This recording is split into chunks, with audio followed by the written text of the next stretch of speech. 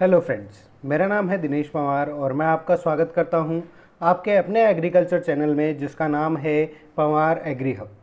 दोस्तों, आज हम बात करने वाले हैं भारत के लिए मुसीबत बने हुए एक ऐसे कीट के बारे में जो कि हमारे देश में फसलों को बहुत नुकसान पहुंचा चुका है पिछले साल और इस साल भी इसके आने की संभावना है। तो हम ये कह सकते हैं कि हमारे होने वाली जो एग्ज़ाम्स है जो एग्रीकल्चर से रिलेटेड है उनके अंदर ये बहुत इंपॉर्टेंट पार्ट रख सकता है। बात करें इस कीट की तो ये एंटोमोलॉजी सेक्शन का एक छोटा सा पार्ट है, लेकिन हमारे होने वाले एग्ज़ाम जैसे एग्रीकल्चर सुपरवाइज़र है या फिर AAO है या AO है या फिर बैंक IBPS के एग्ज़ाम से उनके अंदर भी इससे रिलेटेड क्वेश्चंस पूछे जा सकते हैं। तो हमें इसके बारे में जानकारी होना बहुत ही ज़्यादा ज़रूरी है क्योंकि ये एक नेशनल नहीं बल्कि एक इंटरनेशनल मुद्दा बन चुका है। जी हाँ, हम आज बात करने वाले हैं लोकस्ट या फिर रेगिस्तानी टिड्डे के बारे में। इस चैनल पर जो हम बात करने जा रहे हैं यह आपको बहुत ही कम YouTube पे मिलेगी, इसलिए इस वीडियो को अंत तक देखते रहिए। और अगर आपने इस चैनल को अभी तक सब्सक्राइब नहीं किया है तो प्लीज़ इसे सब्सक्राइब कर लें ताकि आगे आने वाले और भी ऐसे ही इंटरेस्टिंग वीडियोज़ आप टाइम पर देख सकें। चलिए स्टार्ट करते हैं हम सबसे पहले इसके क्लासिफिकेशन के बारे में। तो अगर हम क्लासिफिकेशन की बात करते हैं किसी भी ऑर्गेनिज्म की तो वहाँ पर हमें ध्यान रखना होता है उसका kingdom, phylum, class, order, genus, species, ये सारी चीज़ें। लेकिन अगर हम एग्ज़ाम पॉइंट ऑफ व्यू की बात करें तो यहाँ पर रेगिस्तानी टिड्डे की कुछ खास चीज़ें हमें पूछी जा सकती है। जैसे बात करेंगे कि रेगिस्तानी टिड्डा है कौन से फाइलम का है, तो इसका फाइलम कौन सा है, ऑर्थ्रोपोडा। सेकंड बात करें कि इसकी क्लास कौन सी है तो वो है इंसेक्टा, क्योंकि ये एक इंसेक्ट है, कीट है। फिर बात करेंगे इसके ऑर्डर की, इसके गण की, तो वो होता है ऑर्थोप्टेरा। ये बहुत ही इंपॉर्टेंट क्वेश्चन है, जेट के अंदर भी पूछा जा चुका है और ICAR भी पूछ चुका है, तो ध्यान रखेंगे इसका ऑर्डर कौन सा होता है, ऑर्थोप्टेरा। लोग कंफ्यूज कहाँ पर होते हैं, ऑर्थोपोडा और ऑर्थोप्टेरा में, तो ध्यान रखें फाइलम है ऑर्थोपोडा और ऑर्डर कौन सा है, ऑर्थोप्टेरा। ठीक है। फिर बात कर लें इसके फैमिली या कुल की, तो वो कौन सा है, एक्रीडीडी। कौन सा है, एक्रीडीडी। और बात कर लें इसके जीनस की तो वो है सिस्टोसर्गा। और इसका जो स्पीशीज़ है जो कि रेगिस्तानी टिड्डे की होती है वो क्या है, ग्रिगेरिया। तो इसका नाम क्या हो जाएगा, सिस्टोसर्गा ग्रिगेरिया। आगे चल के हम बात करते हैं नेक्स्ट, इसके जीनस और स्पीशीज से इसका नाम बनता है। जैसा कि हम जानते हैं कोई भी पादप है, कोई भी जंतु है, तो उसके जीनस और उसके स्पीशीज मतलब उसके वंश और उसकी जाति से क्या बनता है, उसका नाम बनता है।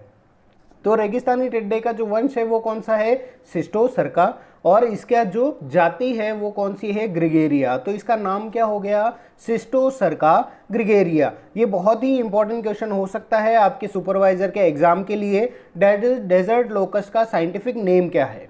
ओके, तो पूछ लिया जा सकता है, ध्यान रखेंगे क्या है, सिस्टोसर्का ग्रिगेरिया। चलिए आगे हम बात करते हैं एक इंटरेस्टिंग चीज़ के बारे में कि ये जो हमारी रेगिस्तानी टिड्डा है इसकी और कौन कौन सी स्पीशीज़ हमें दुनिया भर में देखने को मिलती है। तो ध्यान रखेंगे लगभग इसकी 300 प्रजातियां पूरे विश्व भर में फैली हुई है, लेकिन भारत में मुख्य रूप से 3 तरह के टिड्डे जो है वो नुकसान पहुंचाते हैं, वो हमारे लिए इंपॉर्टेंट है। तीनों के एटलीस्ट साइंटिफिक नेम जो है वो हमें पता होने चाहिए। तो पहला हमने डिस्कस कर लिया, रेगिस्तानी टिड्डा है, उसका साइंटिफिक नेम क्या है, सिस्टोसर्का ग्रिगेरिया। सेकंड हम बात करें दूसरी जो स्पीशीज है वो कौन सी है, माइग्रेटरी लोकस्ट। ओके, माइग्रेशन का मतलब क्या है, प्रवास करना, तो हम इसे नाम देते हैं प्रवासी टिड्डा। ओके, और इसका नाम होता है लोकस्टा माइग्रेटोरिया। तो माइग्रेटरी लोकस्ट से ही ध्यान रख ले, माइग्रेटोरिया उसके नाम में आएगा, तो इसे हमने क्या कहा, लोकस्टा माइग्रेटोरिया। और थर्ड हम बात करें तो वो क्या है, बम्बैया टिड्डा, जिसे हम क्या बोलते हैं, पतंगा सक्सिंक्टा। क्या कहेंगे, पतंगा सक्सिंक्टा।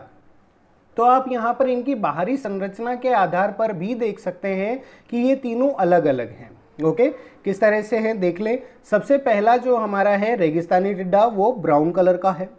सेकंड जो है प्रवासी टिड्डा, उसमें ब्लैक ब्राउन कलर के साथ ग्रीन कलर भी है। और जो हमारा लास्ट है बम्बैया टिड्डा, इसके अंदर लाइट ब्राउन कलर और डार्क ब्राउन कलर का समावेश है। तो इस तरह से ये तीनों अलग अलग स्पीशीज़ हैं और इसके साइंटिफिक नेम आपको एग्जाम के लिए अच्छे से याद रखने हैं। ओके, तो हमने याद किया डेजर्ट लोकस का नाम क्या था, सिस्टोसर्का ग्रिगेरिया। सेकंड माइग्रेटरी लोकस्ट का नाम क्या था? लोकस्टा माइग्रेटोरिया। और थर्ड बॉम्बे टिड्डा का नाम क्या था? पतंगा सक्सिंक्टा। तो तीनों को आप अच्छे से ध्यान रखेंगे, याद नहीं हो तो आप कॉपी में इसे लिख लीजिए। चलिए नेक्स्ट हम बात करते हैं important characters of locust. Means कुछ ऐसी चीज़ें जो इनके कैरेक्टर्स हैं जो हमें इन्हें दूसरे जो कीट हैं उनसे अलग से इन्हें पहचानने में सहायता करते हैं। ओके, तो सबसे पहली चीज़ है कि ये एक पॉलीफेगस इंसेक्ट है। ठीक है, पॉली का मतलब क्या है? बहुत सारा, और फैगस का मतलब है खाने वाला। तो हम कह सकते हैं कि ये बहुत सारे जो हमारे पेड़ पौधे हैं उन पर ये अपना भोजन करते हैं। ये लगभग किसी भी पौधे को नहीं छोड़ते। बस कुछ पेड़ हैं जैसे जामुन है, नीम है, धतूरा है, इनको ये नहीं खाते। इसके अलावा ये किसी भी पादप को नहीं छोड़ते। इसीलिए हमने इसे क्या कहा? पॉलीफेगस इंसेक्ट, जिसे हम हिंदी में क्या कहते हैं? बहुभक्षी कीट कहते हैं। ठीक है, क्योंकि ये बहुत सारे पौधों पर भोजन करता है। नेक्स्ट बात करेंगे, ये क्या होता है? एक वोराशियस फीडर होता है। ठीक है, वोराशियस का मतलब क्या है? कि जो बहुत जल्दी जल्दी और सारी चीज़ें खा जाता है। तो हम कह सकते हैं कि ये सर्वनाश कर देता है। ठीक है, तो ये कैसा है? एक सर्वनाशी कीट होता है, एक वोराशियस फीडर है। और जैसा कि आप न्यूज़पेपर्स में पढ़ते होंगे या पिछले साल मई, जून और जुलाई के टाइम पे इसका प्रकोप भारत में बहुत ज़्यादा देखने को मिला था, जिसकी वजह से राजस्थान, गुजरात, पंजाब, मुंबई, जो हमारे महाराष्ट्र वाला एरिया है, यहाँ पर बहुत ही ज़्यादा फसलों को नुकसान हुआ था। और इसके अलावा जो सोमालिया या अफ्रीकन देश है वहाँ पर भी नुकसान हुआ। तो ये किसी एक देश की बाउंड्री में नहीं रहा, ये कहाँ गया? पूरे विश्व भर में फैला हुआ है। इसीलिए हम इसे क्या कहेंगे? इंटरनेशनल पेस्ट कहते हैं। क्या कहेंगे? अंतरराष्ट्रीय कीट या इंटरनेशनल पेस्ट कहेंगे। ये क्वेश्चन जेट के अंदर हमसे पहले ही पूछा जा चुका है। 4 ऑप्शन दिए और पूछ लिया कि निम्न में से अंतरराष्ट्रीय कीट कौन सा है। तो ध्यान रखेंगे कौन सा था? हमारा डेजर्ट लोकस्ट या रेगिस्तानी टिड्डा। ओके, चलिए नेक्स्ट बात कर लें, इनके जो माउथ पार्ट्स या इनका जो मुंह होता है वो किस प्रकार का है? तो वो कैसा है? चूइंग और बाइटिंग टाइप का, मतलब काटने और चबाने वाले मुखांग पाए जाते हैं। इसीलिए ये जिस भी पौधे पर बैठते हैं वहाँ पर पूरे के पूरे फसल को नष्ट कर देते हैं। ठीक है, तो ध्यान रखेंगे इनके माउथ पार्ट्स कैसे हैं? चूइंग और बाइटिंग टाइप, मतलब काटने व चबाने वाले मुखांग हैं। ओके, और लास्ट बात करें तो ये जो हमारे कीट है ये जब अंडे देते हैं तो उनका जो शेप है या उनका जो आकार होता है वो बिल्कुल कैसा होता है? चावल के दानों के समान। किसके समान है? चावल के दानों के समान। और ये क्वेश्चन आईसीआर में भी पूछा हुआ है और जेट में भी पूछा हुआ है। तो ये पूरी संभावना बनती है कि इस बार जो होने वाले एग्रीकल्चर सुपरवाइजर के एग्जाम में ये क्वेश्चन पूछ लिया जाए कि जो हमारे रेगिस्तानी टिड्डे हैं इसके जो अंडे हैं वो किसके समान दिखाई देते हैं। तो ध्यान रखेंगे चावल के दानों के समान या राइस ग्रेन के समान हमें दिखाई देते हैं। ओके, चलिए नेक्स्ट बात कर लें हम यहाँ पर एक डायग्राम के थ्रू कि हमारा ये जो रेगिस्तानी टिड्डा है इसकी जीवन शैली या इसका जो जीवन चक्र है वो किस प्रकार से होता है। ओके, तो सबसे पहले आप यहाँ देखें एग लेइंग लिख रखा है, मतलब सबसे पहले क्या देंगे? जो मादा है वो अंडे देगी। ओके, अंडे कहाँ पर दिए जा रहे हैं? ज़मीन के अंदर। ठीक है, तो ये क्वेश्चन भी पूछा जा सकता है कि रेगिस्तानी टिड्डा अंडे कहाँ पर देता है? तो ज़मीन के अंदर देगा। सेकंड बात करें, ये जो अंडे हैं ये लगभग 1 से 2 सप्ताह के अंदर क्या होते हैं? हैच होते हैं, ये परिपक्व हो जाते हैं। ओके, और परिपक्व होने के बाद इनसे क्या निकलता है? एक हॉपर या फिर जिसे हम बोलते हैं निम्फ। ठीक है, तो बिल्कुल एक छोटा सा जीव जो कैसा दिखाई देता है? बड़े टिड्डे जैसा दिखाई देता है। ऐसे छोटे छोटे हमारे जीव निकलते हैं जिसे हम हॉपर या निम्फ कहेंगे। और ये कैसे होते हैं? ज़्यादातर हरे या फिर काले रंग के, और ये पूरे झुंड में एक साथ रहते हैं। और कुछ समय बाद क्या होगा? जब ये धीरे धीरे बड़े होने लगेंगे तो 2 से 4 सप्ताह के अंदर क्या होता है? ये अपने बड़े आकार में पहुंच जाते हैं जिसे हम अडल्ट या फिर वयस्क कहते हैं। ओके, और ये वयस्क क्या करते हैं? आसपास की फसलों पर चले जाते हैं, वहाँ पर उड़कर जाएंगे और ये कई किलोमीटर तक का सफ़र भी तय कर सकते हैं और ये हमारी फसलों को नुकसान पहुँचाते हैं। ओके, और ये फिर वापस से अंडे देंगे और वहाँ से इनकी नई जनरेशन स्टार्ट होती है। तो ये इसकी एक जीवन चक्र था जो हमने यहाँ पर समझा। नेक्स्ट हम बात करेंगे इसके अंदर कि ये अंडे के जो देते हैं उसके लिए क्या इंपॉर्टेंट चीज़ें हैं।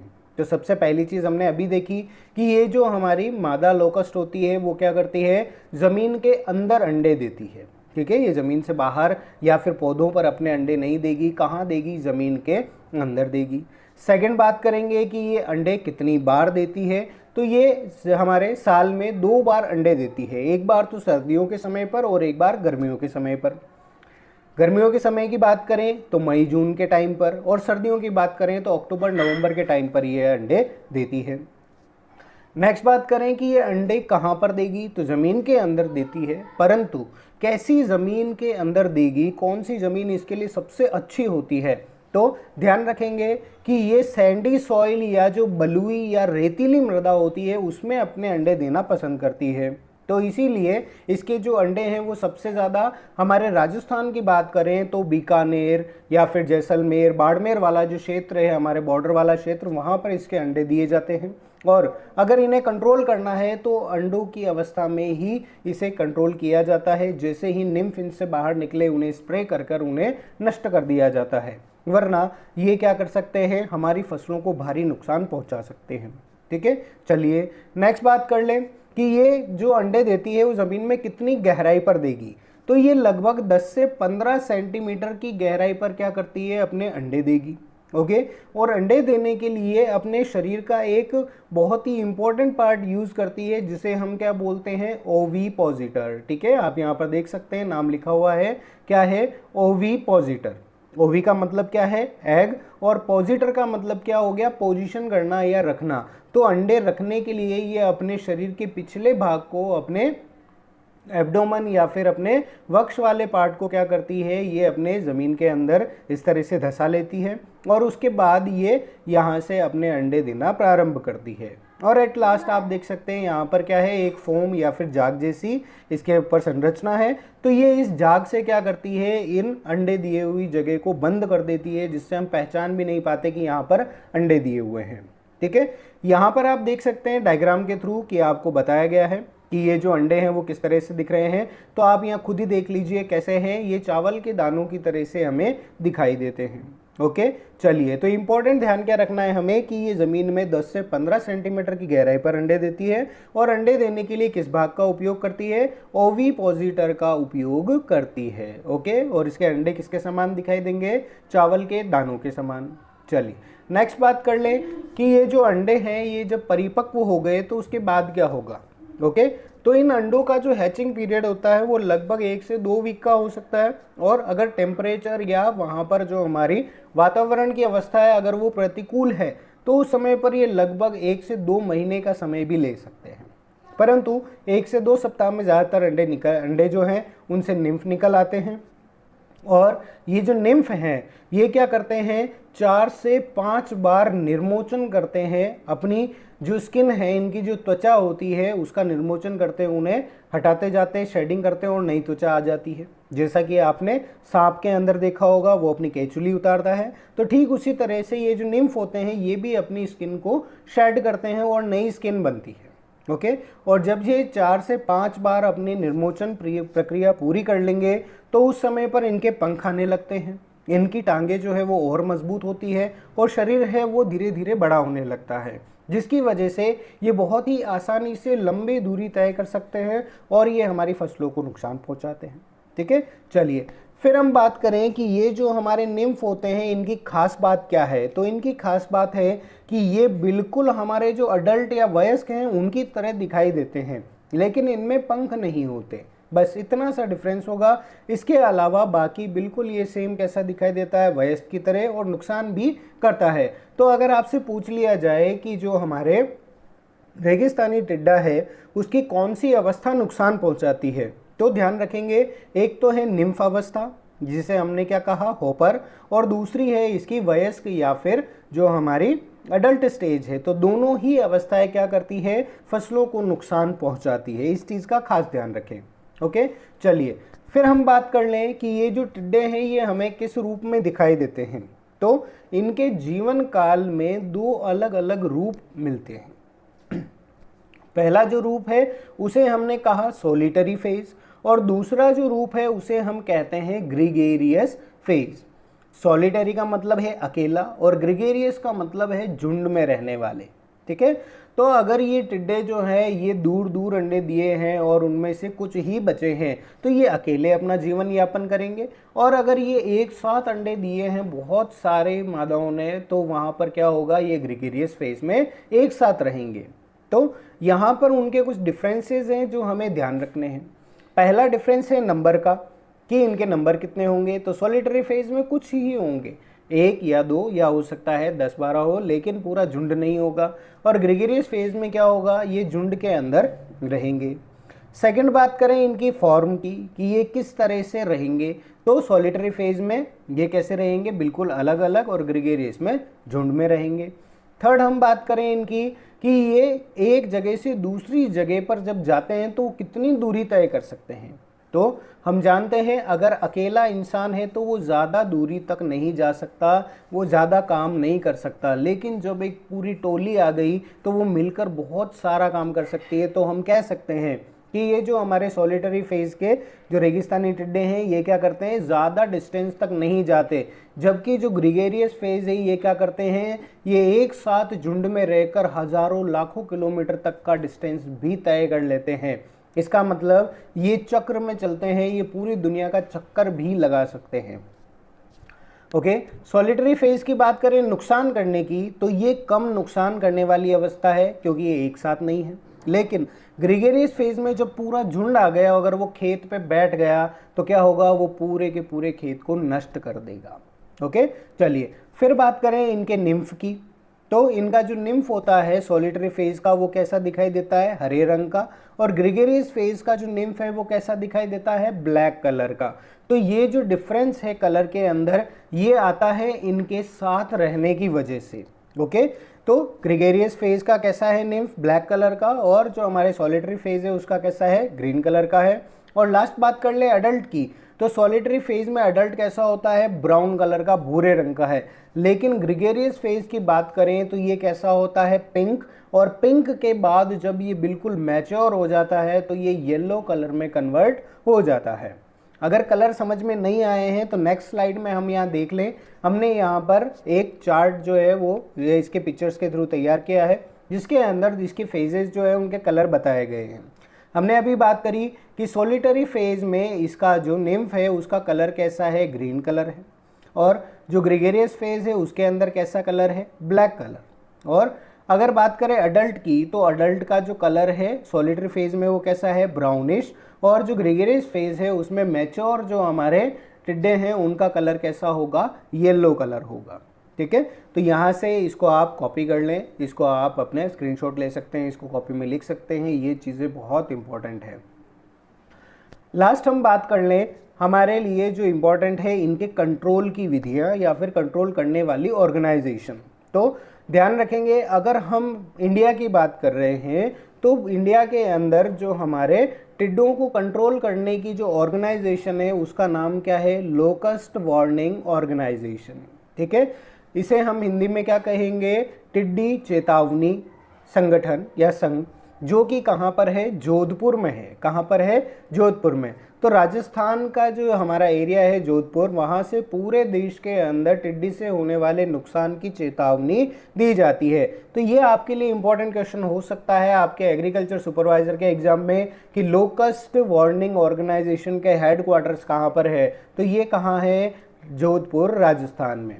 ओके, और लास्ट बात कर ले कि ये जो हमारे लोकस्ट को कंट्रोल करने वाली ऑर्गेनाइजेशन इंडिया में तो हो गई LWO, लेकिन अगर हम बात करें वर्ल्ड के अंदर पूरे विश्व में सबसे इम्पोर्टेंट ऑर्गेनाइजेशन कौन सी है जो कि लोकस्ट के लिए हमें कंट्रोल करने में मदद करती है, तो वो है FAO, जिसका फुल फॉर्म है फूड एंड एग्रीकल्चर ऑर्गेनाइजेशन। क्या नाम है, फूड एंड एग्रीकल्चर ऑर्गेनाइजेशन। और इसके जो हेड क्वार्टर्स है वो कहाँ पर है, रोम, जो कि है इटली में। तो ये दोनों चीज़ें ध्यान रखें, इंडिया में कौन सा है, लोकस्ट वार्निंग ऑर्गेनाइजेशन जो कि जोधपुर में है, और अगर वर्ल्ड की बात करें तो वहाँ पर कौन सा है, फूड एंड एग्रीकल्चर ऑर्गेनाइजेशन जो कि है रोम, इटली में। ये जो दोनों ऑर्गेनाइजेशन है ये टिड्डी नियंत्रण के लिए जिम्मेदार है।